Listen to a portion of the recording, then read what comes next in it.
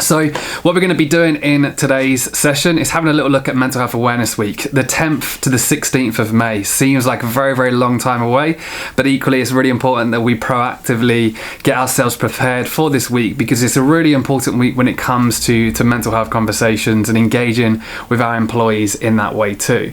Before we do that, I always kind of like to do this on these webinar sessions. Can you just give me between 1 to 10, how are you feeling right now? So 10's like the best day ever, like the best day you've ever had, and 1's that you're having a very, very sort of bad day. Be as honest as you possibly can. It's really important with these sessions that we kind of find out how everyone's doing. We've got mostly 7s, we've got a couple of 3s, 2.5, we've got 6, 5, 8, 7. I would say a 7 right now. I've got a 4, 5. Okay, cool. So hopefully if you've seen those numbers going in there, there's lots of people that might be feeling the same way that you are right now. And I think it's important to know that you're definitely not alone. And as I always say with this exercise, you could be a 3 right now, and then equally at the end of today you could be back to a 7. Mental health is that roller coaster of emotions, and if you are on a 3 or a 2, just definitely hold on to that hope that you've got, because it can pass and it will pass. And trust me, I've got my own experience of that, and you can go back to those kind of 8s and 7s at any time. It's that roller coaster of emotions, and we're never going to be a consistent 8, a consistent 9 at all times as well. So guys, thank you for joining, and thank you for being honest there as well. So today what we're going to be doing in this session is having a little look at Mental Health Awareness Week, how we can best engage with our employees. And if you stay until the end as well, I'm going to be letting you know a little bit more about how you can get some free comms, some e-posters to help you plan ahead. So basically we'll do as much of the work for you guys, and I'll give you a little bit more information on that, and I'll send that to you if you stay on to the end of this webinar, just as a little thank you as well. But the theme for Mental Health Awareness Week this year is nature. And last year, I believe it was kindness, which I really liked. But this year it is nature. Anyone like that theme? Just be as honest as you possibly want. Nature is the theme for this year's Mental Health Awareness Week. So we've got some thumbs up. We've got love nature, love it. How long is the webinar, Angela? It's about half an hour, 45 minutes. Love it. So grounding, really important to me. Great. We've all been stuck inside, so nature's important. Christina's given it one of those. Emma says she's not sure about this one. So yeah, I think we've got kind of mixed views. Suzanne, if you've frozen, just try and restart and join back in. It's good because you can build it all around sort of things. Very useful for this year after COVID. Let's get out and enjoy nature. Links well to our step challenges, encouraging people to get outside, hug a tree. Suzanne, I'm just going to message you here, Suzanne. Cool. So links to the 5 ways of well-being. So nice. Good to see you as well, Becky, on there. So there's lots of things that we can do with this theme. And to be honest with you, there's definitely mixed opinions of whether they like it or not. But it's about kind of thinking outside the box a little bit when it comes to the theme. And there's a lot that we can do, and we'll touch on a couple of those in today's session as well. And when it comes to who I am, just to give you a bit of context, if you've never been on these sessions before, I'm Paul, the founder of Everymind at work.com. And for the past I'd say nearly 5 years now, I've really kind of thrown myself into talking more about mental health, sharing my own personal journey, sharing my own personal experiences. Everymind at Work is a mental health partner for over 100 businesses. We work with companies of all sizes, and we help them in terms of their mental health strategy. We send them comms and wellbeing initiatives through every key mental health day, and we're there to support HR when it comes to mental health and trying to engage with employees with that. At the same time, we have an app. We focus a lot on data and insight and taking the guesswork out of mental health as well. And the reason why I started that company and the reason why I do what I do is my own personal experience. I've got personal experience of mental health. I go into companies like Lloyd's TSB, Warner Brothers, Ernst & Young, Deloitte, smaller companies as well. And I've shared my experience of sadly losing my dad to suicide when I was 18 years old. And I talk quite openly about that now, but I never talked about that as openly as I do. And the reason why I do that is because I think it's important that we start to normalize the conversations around mental health and tackle on that stigma. And every time I share my story, that's the hope that I have, to just try and help one person. So that's a little bit of context behind who I am. And as I say, I'm going to be sharing with you some tips in this webinar today that will hopefully give you a bit more context and a bit more support on how you can help your employees during Mental Health Awareness Week as well. So Mental Health Awareness Week, increased awareness. I've just pulled this from Google Trends, and you can see here, I went all the way back, I think it was to 2004. And what Google Trends shows is how in demand, how many times it's being searched for. And you can kind of see from this graphic, I've just screenshotted it, that the increased awareness is growing year after year after year after year. So if you're looking back at 2014, can any of you remember the conversations around mental health in 2014? You know, I lost my dad in 2009. And I remember the conversations around mental health, the awareness, celebrities talking about it was non-existent. There wasn't that much awareness around mental health back then. And we're kind of seeing throughout, the years, the increased awareness of Mental Health Awareness Week in particular. Now, of course, these peaks are during the May month. So again, when Mental Health Awareness Week happened here in the UK. But this is definitely positive to see. Increased awareness is massively important. But when it comes to very little, Debbie says, there wasn't hardly any conversations around it at all. But when it comes to Mental Health Awareness Week, one of my biggest pet peeves, if I'm honest with everyone, is let's not make mental health conversations. Let's not make an initiative for mental health. Let's not focus on our employees' mental health just 1 week of the year, right? Mental health is a 365-day-a-year conversation. And we haven't almost been educated and conditioned to see it in that way. But when we're looking at an organization of, let's say, 500 people all have mental health, right? So just doing something for 1 week a year is not enough. When you're looking at the statistics, again, how many people are impacted by mental health, especially after the year that we've just had. Equally, when we're looking at the statistics that surround suicide and young people and men under 45, suicide is the biggest killer of men under 45. So when we're looking at the severity of mental illness and mental health, if we're just ignoring it throughout the year and then we only send an email out on Mental Health Awareness Week, as an organization, in 2021, we need to rethink our strategy, right? We need to almost say to ourselves, why are we not doing more than this? Why are we not doing enough? So it's really important that awareness is key. This week is a really good opportunity for you to do more, but let's build momentum after Mental Health Awareness Week and try and embed it as part of the day-to-day conversation within the workplace and try and embed it into the culture as well.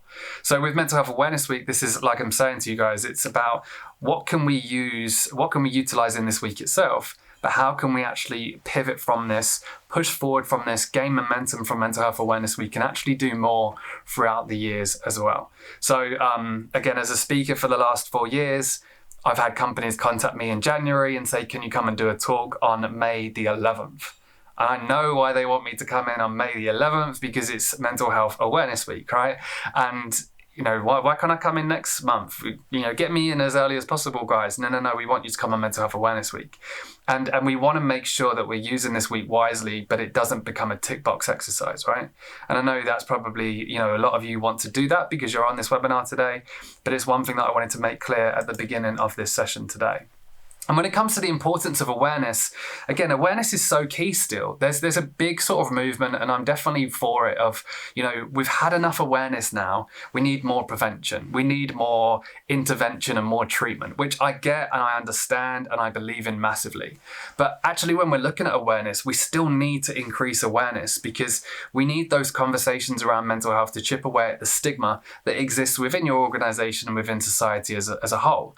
When we're looking at stigma in a business, it's often what companies ignore. They are looking for that tick box, they are looking for that training, they are looking for that tool that makes mental health disappear, and they ignore stigma. Very rarely will a training provider or a business like us talk about stigma, because we can't promise you that it's going to disappear in a month's time if you implement our product, right? But what we're going to do is we're going to work alongside you to chip away at it, because that's all we can do when it comes to stigma. And we'll talk about that in just a second. Awareness of mental health allows employees to feel less alone when done correctly. I'll talk about a couple of ways that we can obviously do that when we go on to the tips of what you can do to engage with your employees during this time. But awareness allows employees to feel less alone if they're hearing other people talk about mental health. You know, I always talk about my experience of when I went back to work after losing my dad to suicide, and I felt like I was the only one struggling. So I didn't talk about it. I suffered in silence. And the reason why I didn't talk about it was no one was talking about it. No one was talking about their emotions or how they were feeling or grief. In the workplace, it was very silent. So there I am sitting there saying to myself, I'm the only one, so I'm not going to talk about it. Same with my friends, right? The silence around my friends, none of them were talking about their emotions. So there I was judging myself, feeling like I was the only one. But if one of my friends was quite open about their mental health, then I feel less alone and I want to talk about it and I want to engage with it. So awareness really helps people come forward and feel less alone. Education, again, we have a real lack of education around mental health. It helps employees see it in a different way. It shines more importance on mental health as well during this week. And again, that's something that we're going to be talking about. And it could encourage employees to seek help. Think about it. You could send an email, some communications. You could run an initiative during Mental Health Awareness Week, and you can get help for one employee. One employee might see that and they say to themselves, I really need to go and get help. Now, let's say that employee goes and seeks therapy as an example, starts to feel a little bit better, encourages them to start talking about their own journey and encouraging other people to seek help as well. Your one email, your one initiative that you've done has helped one person, but equally, how many people has it helped around them? How many colleagues has that helped? How many of that person's family, their children, their future grandchildren, whatever it is? You know, we often neglect the importance of just helping one person. And that's really, again, the reason why I do a lot of the work that I do is I just focus on that one person because I know the impact that that can have on it as well. So the work that you can do as HR or an employee or, you know, someone within a business, that the work that you can do during Mental Health Awareness Week can have a massive, profound impact on people, and it can encourage them to seek help as well. And when we're looking at stigma, this is what we're doing during Mental Health Awareness Week. We're looking at how do we raise awareness of mental health and tackle that stigma. The effects of stigma are clear to see. You know, we don't seek help because of mental health stigma. We feel very alone. We fear of losing our relationships or our work. You know, let's be honest, how many people would fear that they're going to lose their job if they're honest about their mental health challenges to their manager, to their business? You know, it's pretty common. It's very, very common. Fear of losing relationships. I don't want to talk to my wife about how I feel. She's going to judge me. She's going to label me weak, whatever. Like, all of these thoughts go through your mind and we don't talk about it because we fear that we're going to lose those relationships. We lose hope. We feel judged. You know, we don't seek help. So stigma is clear to see. And this is what Mental Health Awareness Week is about, chipping away at it. And looking at the language that we're using in and outside of the workplace. You know, again, this isn't saying that it's bad. We've been conditioned to look at the stigma in this way. You've got nothing to worry about. It's a blip. Your mental man up. You know, these words that we use on a day-to-day basis that we've been told are okay to use are very difficult when you're looking at the stigma that surrounds mental health still and the people that obviously suffer in silence because of it. And unconsciously, the language that we use, the lack of education, you know, our failure to educate ourselves on mental health and mental illness as well leads to the stigma still existing. And we want to do as much as we can during this week to tackle that and tap away at that. And I always do this exercise, guys, and I want to do it for you because there might be some new ones on here as well. Be brutally honest. What's the first word that comes to your mind when I say the word mental? Put it in the chat box. What's the first word that comes to your mind when I say the word mental? Does mental health stigma still exist? Crazy, insane, need help, crazy, mad, psycho, unstable, bizarre, nutter, lost it, crazy, mad. So here we are, again, you know, we understand maybe the importance of mental health. We want to encourage our employees to talk about it. But our natural conditioning, our natural education, the way mental health has been perceived throughout our whole lives so far has led us all, and I'm the same, I label it as crazy, right? It's my natural sort of conditioning. We have all been taught to see mental as crazy. Off your rock is another one, right? You know, all of that. So here we are talking about mental health when the first word mental, our first association with that is crazy, is psycho, is mad. And that has only come because of the stigma, the lack of education, everything that surrounds mental health. So we have to look at different ways of how we can raise awareness, how we can re-educate people, how we can get them to see it in a different way, and how we can then make them not judge themselves or call themselves crazy if they feel like they are struggling with their mental health and they need to do something about it, right? And again, so it's looking at, again, how we've seen mental health in such a long way, and how can we use this week to encourage more people to see it in a different way today? There's loads of stuff that adds to the stigma: a standard of work expected for everyone, judgment of people using an EAP or in-house counsellors, whatever it is, a lack of openness within the workplace. My biggest pet peeve is people saying, we don't have a mental health problem. No one talks about mental health. You know, if all of your employees have mental health and no one's talking about it, then there's a silence there. There's a stigma there. That it doesn't mean that you don't have a problem. And we need to sort of look at that as a whole. Unconscious shaming of people struggling with work, you know, fear of job loss, if honest about mental health challenges, there's lots. So this week we want to look at how can we engage with employees and how can we tackle that stigma. So what I'm going to do, guys, I'm going to give you some tips here that you can obviously take away. And as I said at the end, I'll let you know a little bit more about how we can send you some comms, some initiatives during Mental Health Awareness Week as well. At the same time, I'm also going to ask you at the end of this if you've done anything in the past. So any initiatives that you've done in the past in this business or previous businesses. So you might want to just give that a little thought now. You could obviously add it to the chat box if you want to. And we're going to go through that at the end, because I think it's important that it's not just me talking to you guys. You know, it's more about you sharing ideas that you've used in the past so other people can take inspiration from that as well. Emily says lots of worries about the source of stress being work, worries of speaking to directors about this. Yeah, and again, when you're looking at stigma, there's this almost, are we going to open up a can of worms if we do something for mental health, right? If we do something for Mental Health Awareness Week, are we going to open up a can of worms? Are we going to trigger people? Are we going to make an issue happen? You know, that's again, real misunderstanding, lack of education, an older way of looking at it. You know, it doesn't cause an issue to happen. You know, ignoring it and then waiting till an issue arises and then reacting to a crisis is actually, you know, more difficult to deal with. So there's lots of, again, directors will see it in maybe different ways to use it, but it's about tackling those norms and educating people in a different way. So in terms of the tips that you guys can use to engage with employees during Mental Health Awareness Week, get employees involved. So when we're looking at this, and we've done lots of research on this, we have something called the Everymind Champion course, which again, if you want access to, feel free to reach out to me. I'm happy to sort of, you know, give you some access to that. It's a free course that we're actually delivering. But what we do with some of our clients is actually then we help them with monthly sessions for their champions and embedding those champions into the business, making sure they're supported, making sure they're getting more involved.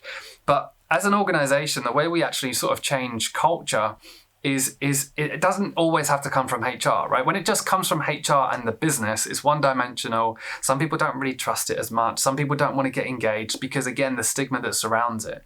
But actually, when we're looking at this, if we have other employees that are driving mental health, driving the conversations forward, helping you get involved within the organization, we can start to tackle that stigma. We can start to move the conversations along. So during Mental Health Awareness Week, do you have any employees that want to personally help you with the organization of Mental Health Awareness Week? Do you have a forum of people that are interested in wellbeing and mental health? Do you have mental health first aiders? Do you have champions in the business?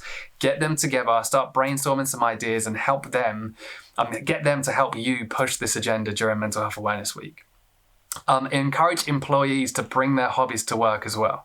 Again, I've seen many organizations do this where instead of using like external providers all the time, they might encourage employees to actually bring a hobby to work. And what that simply means is if I'm really interested in running, you know, let's say in a good, when we're back to the office, I might then start a running group on Tuesdays and Thursdays. And I might say to people, you know, I'm always going to go for a run. Do you want to come and join me?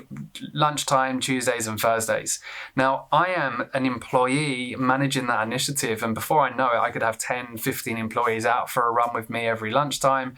And then maybe I'm encouraging conversations of mental health as part of that. And it's a good tool for them to use too. If I'm amazing at yoga, which I'm definitely not, guys, just putting it out there, I might want to do a live yoga session for my employees employees for my colleagues. If I'm into music, encourage them to do something for their employees if they want to as well. Could be a cooking session. I've seen some employers that encourage their employees that are really good at cooking to do like a live cooking session with some of their team. There's so much that you can do if you encourage employees to get involved. Doesn't always have to be your ideas, doesn't always have to be coming straight from HR and from the business. There's other ways that you can get employees involved, and don't shy away from that too. And would an employee be open to sharing their own story or their own personal experience as part of Mental Health Awareness Week? So I've seen there's quite a few that's come into the chat box, which I'll go through. But Wendy said this as soon as I was about to talk about this. Wendy said, "We have shared personal stories that has a real positive impact."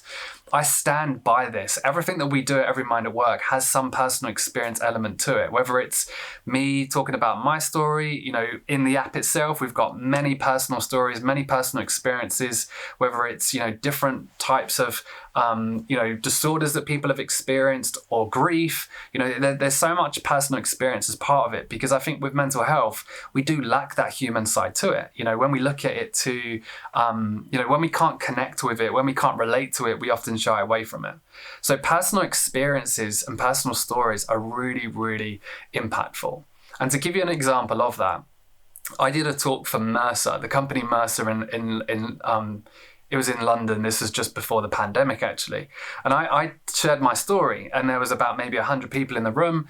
And I can always, when you're sharing personal experience, there's always an impact, right? There's always someone that can relate to it. There's maybe people that are now having conversations around it. But then after me sharing my story, I facilitated a panel of 5 employees.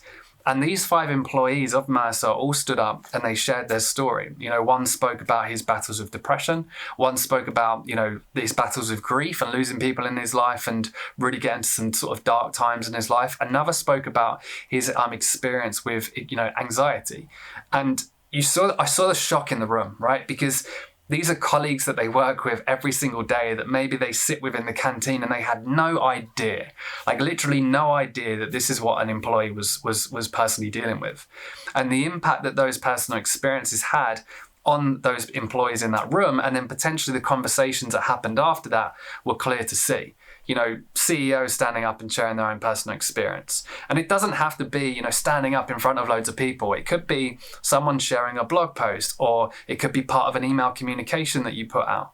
Again, one of the other clients that we're working with, Waze, we're actually hosting a session which we're having a couple of their employees talk about times where they've had to be resilient and what the last year has been for them. And again, we're facilitating that, we're managing that, but we're encouraging employees to talk about their own journeys, because getting them to share their own stories is massively important. It sort of tackles that stigma, and it encourages conversations and a lot more too.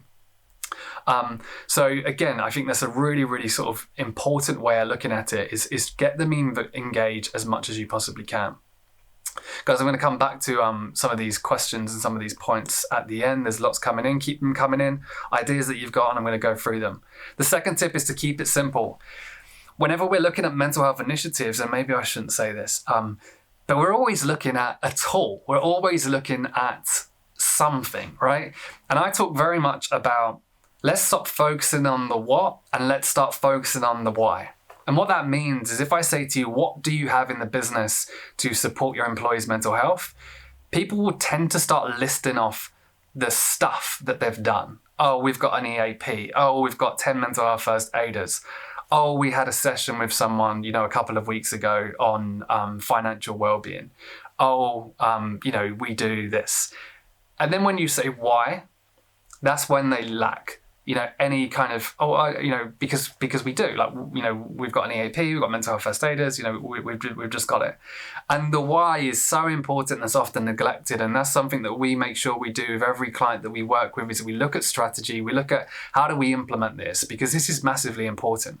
We need to have some strategy, we need to have a why behind the what, because otherwise we're just paying money, we're just investing in stuff, we're spending time.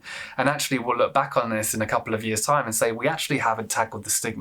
We actually haven't moved the needle. We need to do more about that. So focusing on the why is really important. And when we're focusing on the why, we actually can see that there's more simple initiatives that you could start to look at.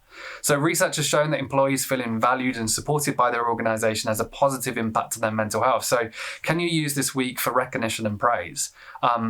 Again, I was personally involved in awards for a company called Hawley. I judged, and then I hosted the awards ceremony all on Zoom, wearing a tuxedo, only top up. I did wear jogging bottoms on the bottom down, but I was wearing a tuxedo, bow tie, and I hosted this award ceremony with their managing partner. And it was just amazing to see that recognition, that praise, after a really difficult year, especially within their industry. And again, I heard the kind of conversations that happened after that were remarkable, right? So it's about, can we use this week to almost create some recognition and praise for our employees? Especially during this difficult time as well. If we can help our employees feel valued and supported by the organisation, it will have a massive impact on them as well. Could you offer a self-care day or a duvet day as part of Mental Health Awareness Week? Again, lots more companies are doing this. So Channel 4 did something where they just let everyone have a day off and go home, and so Channel 4's out for the day. And again, could you implement something like that during Mental Health Awareness Week too? Could you encourage team bonding activities?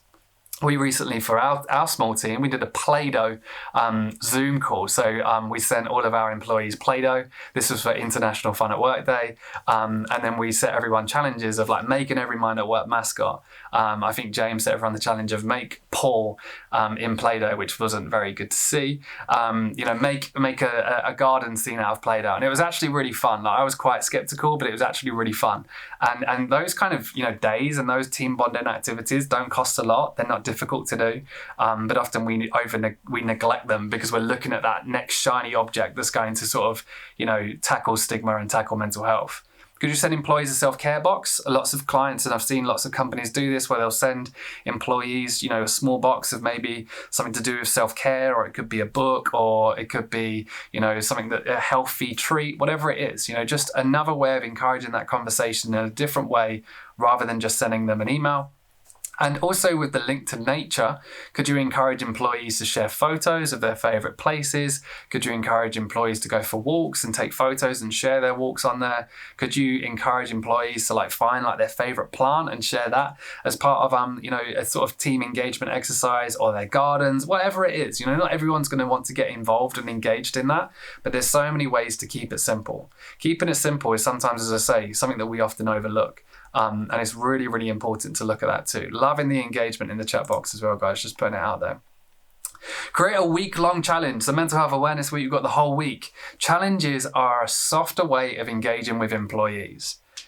Just give me, actually don't do this because it's going to bombard the chat box. But just think it in your head, have you got employees in your business that aren't going to engage in Mental Health Awareness Week, right? There's probably some employees that you just know off the top of your head, we're not going to be able to get engagement from them. And when we're sometimes always labeling initiatives and conversations and communications around mental health, will only attract maybe a certain cohort of the business.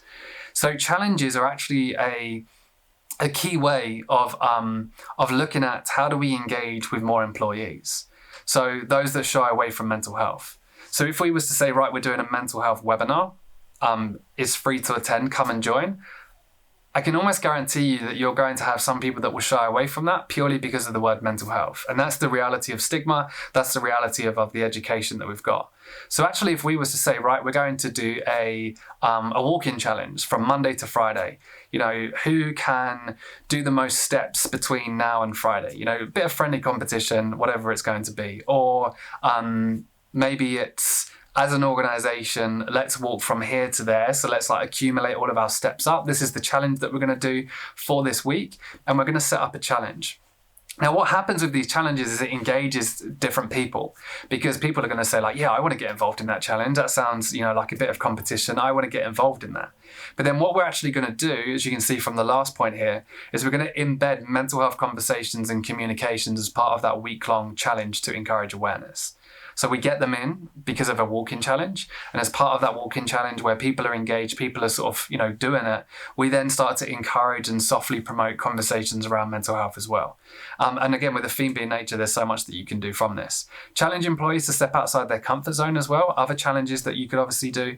Incentivize with prizes, friendly competitions, doing teams. Challenges are a really, really good way of sort of making this happen. We're doing one as well. No worries, Amy. We'll be sending a replay out as well. We'll be sending.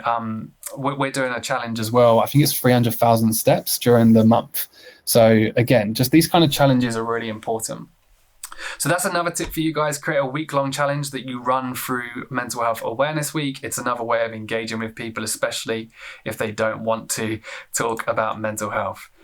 Tip number 4: use the week to organize training and sessions for your employees. So could you book in a guest speaker to deliver an online session on the importance of mental health? Could it be someone that comes in externally and talks about mental health?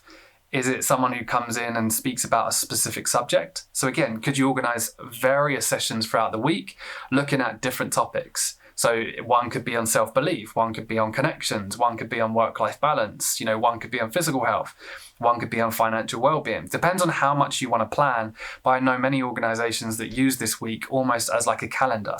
In the morning, we're doing a yoga session. In the afternoon, we've got a guest speaker coming in to talk about his experience of mental health. Tuesday morning, we're going to do a walk and talk. So everyone's going to go out, have a walk. We're going to be on Zoom, whatever it is, and we're going to do a walk and talk session. 11 a.m. we're then going to do a live coffee morning. So you kind of like mapping out the day and you're almost making it like a mini festival, right?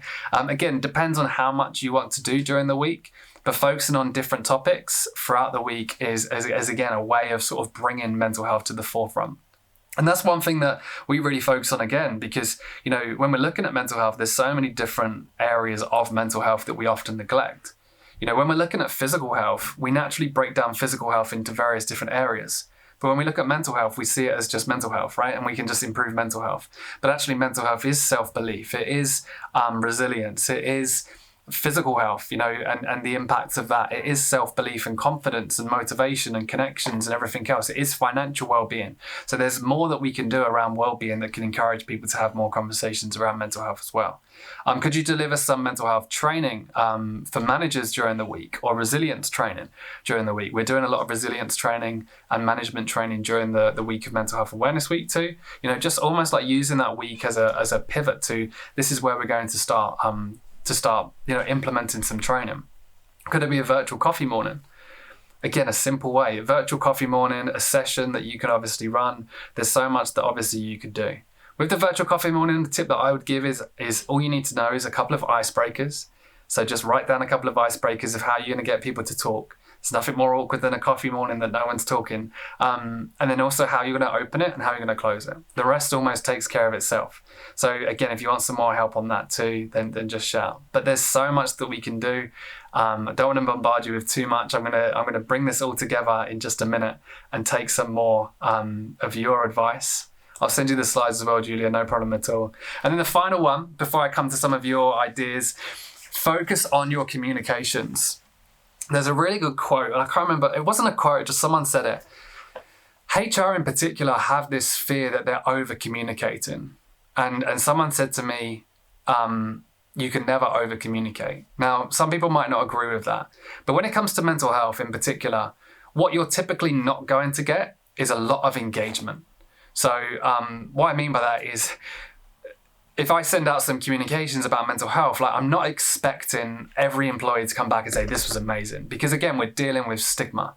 But when I send a communication out, if that communication can encourage one person, two people, three people, whatever, to actually go and take action on that, or to do something about their mental health during this week or beyond, or seek help, or hear someone's story in that communication and then feel less alone, that is so impactful. So when it comes to communications, especially during this week, this is almost like your excuse to over communicate. It's Mental Health Awareness Week. We've got to start sending some more stuff.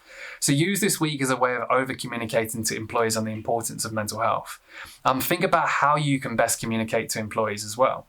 So is email the only way? For a lot of organizations, especially if it's not an office-based business, a sort of desk-based, an employee that works behind a computer, for example, if someone's always on the go, what's the best way of communicating to them?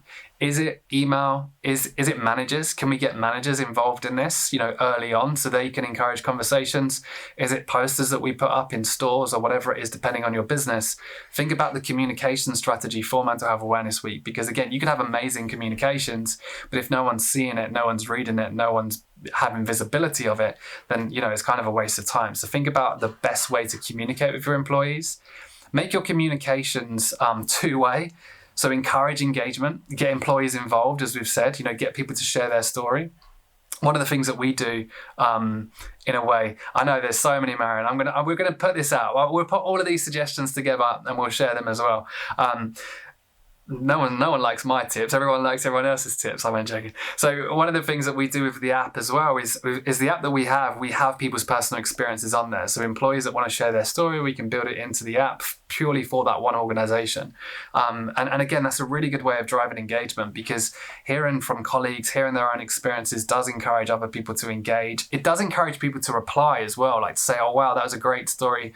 Thanks to Stacey for sharing that story, or whoever it is. Definitely getting employees involved with those communications is important, and plan ahead. You won't have the same impact from Mental Health Awareness Week if you just grab some images from Google the night before. And don't get me wrong, I'm sure many people have done that, and that's okay. But sometimes you're so busy, you'll look at your calendar and you'll say, oh no, Mental Health Awareness Week is next week. What are we going to do? You're rallying around, you're grabbing stuff, you're trying to vet it to make sure it's okay. You're putting stuff together and you don't really kind of know the importance of it. So I'm glad that you've all taken this webinar, because you're planning ahead. So really, it's kind of important to kind of note that if you do want some free comms, some e-posters, some ideas for Mental Health Awareness Week, just before this webinar, I got off a call with my team, and it's going to be good in terms of what we're doing. There's so much that we're going to be putting together. So we're literally going to be mapping out daily emails for anyone that they can obviously grab, tailor to their business, and then share. We're going to be mapping out images. We're going to be mapping out posters and mini guides that you can include during these communications as well. So if you do want these to be sent to you, we're working on these now. We're going to get them to you 2 to 3 weeks before Mental Health Awareness Week. So you've got kind of plenty of time to sort of, get it prepared and get it in there.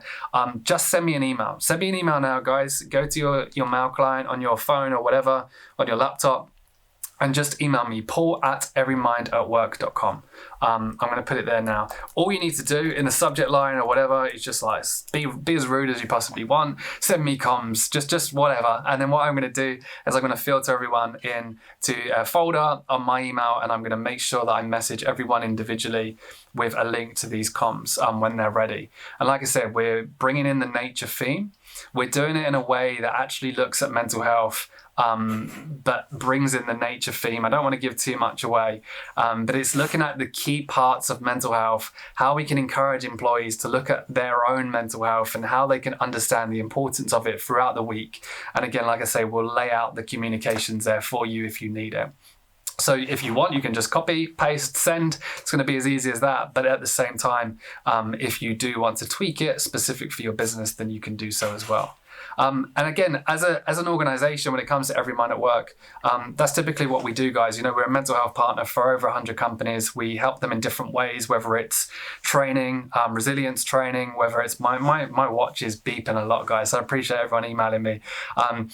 Whether it's resilience training, whether it's me coming in and delivering a talk, delivering a webinar for your employees on mental health, sharing my story, talking about the importance of it, how can you support yourself, how can you support others, whether it's the app that we have, the dashboard where you can gain some insight and data in terms of how employees are feeling and how you can help with them. Our key focus as a business is we have to be your strategic partner. We want to save you time as HR. We want to help your employees as much as we possibly can. And there's so many different ways that we do that. So guys, if you do want to find out a little bit more about that as well, I'm open to sort of having a discussion. Drop me an email. I'm happy to chat a little bit more about that as well. So like I say, we do interactive webinars, online courses, resilience training. We do webinars on sleep, mindfulness. There's so much that we do, but really it's about strategic approach for a business, making sure that what we do is actually going to help you, actually going to help your employees. And really, we're trying to move away from, as I say, those tick box exercises that don't have any impact, that then mean you're back to square one, trying to find the next solution. We're there to help you as much as you possibly need us to as well. Emily says, please can you explain what your champion course involves? It's an online course that basically looks at how you can support yourself, how we can tackle stigma in the workplace, how we can support others. When it comes to how do I have conversations with people? How do I know where my responsibility ends? And then how can I be a champion myself within the business? So even if I'm not HR, even if I'm not, a senior manager, anyone can take this champion course and they'll have some ideas of how they can be a champion in the workplace. Sam's actually sent a link to it, which is great. So that's the Everymind champion course. Feel free to sign up to that for free. It's a free course. And like I say, with our clients in particular, for some of them, we also manage those champions, make sure they're supported, make sure they're encouraged to do more within the workplace. So it's a free course that I deliver online. You can do it in your own time. And Sam, thank you for putting that in there. Sam has put in a link that if you do want to sign up for free, you can just go there as well. Cool. So what have you done for previous mental health awareness weeks? Pop it in the chat. So there's so much that has already come in, and I'm probably going to butcher a lot of this because there's so much. So I apologize if I'm going to miss some really, really good ones. I saw a lot of people talking about sort of tea and talks, which is a really, really good way. Going up. There are lots of ostriches in management roles, bury their heads in the sand, pretend it never happened, sad but true. Debbie, I can relate to that. We have a network called Healthy Minds, and during this week, we are posting daily resources, events and hints, tips every day on the internet. Good stuff, Joe. So like consistent sort of communications during that sort of week and using your network to kind of do that as well. Rebecca says we ran a Time to Talk day a few months ago when there was a national event. Employees came along and just talked and shared about how they felt during the pandemic. It worked really well, and we are using the same format again for Stress Awareness Month. Love that. Whenever we do like tea and talk days or coffee mornings or even online sessions, we always use, and if you've been on my other webinars, you've probably seen it, we use like an anonymous polling software that basically shows live results during that session. And it's a really good way of encouraging more conversations anonymously, because it is anonymous. They just do it on their phone. And again, when you're doing tea and talks or any kind of sessions, having that almost anonymous polling is a really good way of encouraging conversations too. So I thought I'd just share that tip. I have employees sharing their hobbies in Mental Health Awareness Week. It's going to be fun. Love that, Jane. Suzanne says we constantly share information and do wellbeing meetings, refer to counsellors. We have 25 mental health first aiders to share support. Love that. Julie, which says, my issue is that when you try and have a debate about mental health and other issues at work, people do not engage. Why is a mystery? Stigma, fear. I'm not HR or a people manager. I'm just a fan of sharing and speaking up. Julie, yeah, it is stigma. It's fear. And fear is very related to stigma, right? When we fear something, the stigma exists. We suffer in silence because of it. So a lot of that is, as you say, the fact that mental is the first association with that is crazy, psycho. So actually, when we're trying to encourage conversations around mental health, lots of people won't engage, which is why building it into challenges and other ways of doing so is a good way of doing it. I run weekly mindfulness sessions over a year now. Numbers are growing. Joe, I love that. Cool. I'm just going through some of these. We have meditation Thursdays. It's been so successful. We have a wise and well associate lead team made up of various associates across the business where we do several different projects across the year. We have team channels dedicated to wellbeing, exercise, parenting, mental health, gardening, cookery, etc. Love that. And Rebecca says she's setting that up too. I'm sole HR in a very small manufacturing company. It's really hard to engage with employees. Yeah, 100%. Well, we work with a couple of clients in the manufacturing industry, and it's so hard to engage with them. You almost have to engage with them in very different ways. If you do want some tips on that, like I say, just drop me an email and I'm happy to share some of that. We shared personal stories last year. It felt like a sea change for us, massive impact. Yeah, stand by it. And just quickly on that, guys, I am very vocal about my dad's story, my journey of mental health. So much so that obviously, I do this for a living and I can deliver a session, I can stand up in front of people and talk very openly about it. But what a lot of people don't realize is, it took me 6 years to talk to one person, and that one person was a therapist, right? And then it took me a year after that to be quite open to my friends and my family.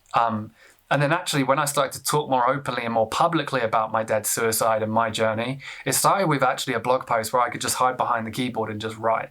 So I would just write how I was feeling and I posted it on a blog. Then it became like an image with a small caption of how I felt because of that image. Then it turned into video. Then it turned into public speaking and so on and so on and so on. So actually when we're looking at encouraging employees to do the same, we have to look at that in the same way. To get an employee to stand or sit on a live webinar for all of your employees and share their story quite openly is quite a difficult thing to ask them. But actually saying to them, would you mind just writing down a couple of paragraphs about an experience that you've had because of mental health? We'd love to include your name, but if you want to remain anonymous, we can do so. But it would be great to hear your own story of potentially how the last year has impacted you, or a story of how mental health has impacted you, and then sharing that out. So encouraging them to do it in a different way. But like a couple of you have said, and like I've said, it works so well. So we need to encourage them in different ways. So there's lots in here, guys. And what I'm thinking as well, because I'm conscious of time, is we put these together potentially, and we can share these out for a lot of you as well. So we'll share these out. So we've got some more options here, and there's so many more tips as well. Cool. Guys, have you got any questions? I want to get some questions as well from you. Do you have any questions at all that you want to ask? How do I engage mostly older male manufacturing employees? All right, here we go. Love this question. Men, and I can say this because I'm a man, men do not like talking about their emotions, right? Equally, when you're looking at the construction industry, when you're looking at manufacturing, the construction industry, we work with a company called Weights. We're mental health partner for a company called Weights. Now, when you're looking at a construction industry, I know how difficult and how brutal it is in terms of the suicide rates. There's a statistic, I'm not going to get it right, but it's like if you're a man, you're 3 times more likely to die by suicide than if you're a woman. But if you're a man in construction, I think it's like 8 times more likely. And again, when you're looking at that environment of the construction industry, manufacturing or whatever, it's quite male dominant. And typically what we've found from research with male suicide being so high is men don't like talking about their emotions, but equally men are hesitant to talk to other men about their emotions. There's a survey in the US, I think it was, where they asked men who would they talk to about their emotions, and I think like their friends and colleagues was like number 4 on the list. I think like their barber was number 1 or something along those lines, or a stranger after a couple of drinks on a weekend. So men do not like talking to other men. Now, when you're looking at also the generational impact of mental health, when you're looking at older men of a certain demographic, they have been educated and conditioned to see mental health in a very, very different way to potentially the generations that are up and coming. So older men are very difficult to engage with. So with that, again, I would come back to try and engage with them in a different way. Don't make it obvious that you're talking about mental health. There's a charity that does this very well, Calm, Campaign Against Living Miserably. They use celebrities, they use boxers, they use, people that men will look up to and admire to then talk very openly about mental health and their own journey and their own story. So what I would say to that is try and put on some initiatives, some engagement that you do that isn't directly talking about mental health, but gets them together and encourages conversations in very different ways. With that as well, if you want to reach out, I'm happy to. One thing that I've always found is I have a certain way of getting guys to potentially open up, and that's because maybe they can relate to me. I don't exactly know, but again, if you want me to potentially come in, do a talk or whatever, we can talk about that. I'm happy to do that as well. It's about trying to encourage them to see mental health in a very different way. Actually, it's strong, it's powerful that as a man we can be vulnerable rather than it's weak and we need to shy away from it as well. How do you approach a fellow colleague who is in distress? Difficult question, George, because every conversation, every situation is different, and I can only share on personal experience. But I always stick by ask, listen, signpost. If you want to take the champion course, it goes into more detail. But ask, listen, signpost is what I always remember. Asking is noticing behavior changes. Obviously, as you've seen, someone's in distress. Asking is asking twice. How are you? Yeah, I'm fine. It's just that I've noticed that, you've sort of been withdrawing yourself from the team meetings recently. I might be overthinking it, but I'm just checking in. Are you okay? The second question gives that person more time. It shows them that you care. It shows them compassion. And then they might start opening up to you. Then it's listening, 100% listening, no judgments of that person. But then more importantly, signposting. It isn't ask, listen, solve, which is what we'll typically want to do. We want to solve that person's problems for them. I did that with my dad. Ask, listen, signpost. I've asked, I've listened, I've done all that I possibly can within my experience, within my skill set. Now I need to make sure that I signpost this person to someone that can help, to a hotline, to a service internally, an employee assistance program, mental health first aiders, HR, whatever it is. I need to know where I can signpost them to. So George, if you want to find out more about that, the Champion course goes into a bit more about that, but ask, listen, signpost is what I would remember. No worries, Debbie. Rebecca, 2 construction workers complete suicide every working day. Yeah, it's shocking. It really is. Any ideas for Mental Health Awareness Week, particularly for schools? No budget for it, very limited time. Any bite-sized ideas? Laura, I would try and get teachers or anyone who wants to get involved in it to drive that. So again, getting them to potentially come up with ideas, put it out there as early as possible, get them to do it, because you're obviously, you haven't got a lot of time to do this. So getting them to set up certain days throughout the week. Again, keeping it simple, like we sort of spoke about then, is a really sort of easy way of looking at it too. And again, like I say, Laura, I'm happy to send you comms that you can sort of send out, because if you haven't got a lot of time, a lot of budget, we'll kind of take care of that for you during these comms. Some employees are concerned about the possibility of returning to work. How can we ease their concern and stress during this time? Again, so many questions around this from a lot of our clients. Everyone's different. It's about being as flexible and as individual as you possibly can. Noticing that some people will be raring to get back to the workplace and others won't. So just being as flexible, as transparent as you possibly can is what we've seen to be good. CALM stands for Campaign Against Living Miserably. Any tips for encouraging employees to reach out to mental health first aiders when they're struggling? I think with that, Chloe, it's potentially creating some context around the mental health first aiders. So could you get them to share a little bit about why they're mental health first aiders? So then I can maybe say, I can really relate to George. I want to talk to George. I want to reach out to George. So I'm encouraging that. What I found is if I stand in front of employees and I say, does anyone want to talk to me? No one does. But actually, when I then stand there, talk about my story, be vulnerable, open up, by the end of it, I've normally got people, 4, 5, 10, however many people wanting to ask questions and wanting to share back. So with mental health first aiders, it's the same. Why are they a mental health first aider? Is there any reason why? Are they willing to talk a little bit more about that? And then can that encourage conversations back? And equally, Chloe, with mental health first aiders, there's a lot of signposting to them, but we don't actually tackle the stigma around it. Just because someone's a mental health first aider does not eradicate the fact that there's stigma in the workplace and that person feels judged to talk to them. So just because I've done a 2-day course, someone in my team does not now feel like, okay, I can go and talk to Paul. He's not going to judge me. There's still that stigma that exists. So we need to look at tackling the stigma as well before we encourage more people to talk to mental health first aiders.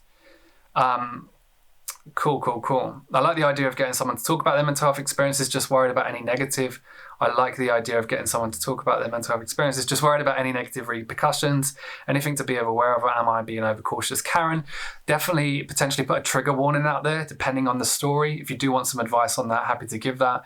Trigger warning, whenever I talk about my dad's suicide, I never talk about methods as an example. There is some really good guidance out there on the Mind's website and Samaritan's website on how we can talk quite safely about mental health. At the same time, I would just make sure that person sharing the story is almost equipped to be able to do so, because in return they might get people sort of speaking back to them. So just making sure that's clear with the person. Are you sure you're okay with this? If people ask you questions, are you going to be okay with that? Just making sure they're aware of those potential, the impact that that's potentially going to have as well. But yeah, Karen, it is that balance. Sometimes we're overcautious and then we say, well, we're not going to do it. It's too much to be worried about. I would push through that. Just make sure we're doing it in a safe way, knowing that that person sharing the story is equipped and ready. And that's the key things to sort of look out for as well. Guys, I'm really conscious of time and there's so many amazing questions coming in as well and so much great feedback coming in. So guys, if there's no more questions, just really want to sort of again say that we're going to put a lot of this together. We can save the chat from this.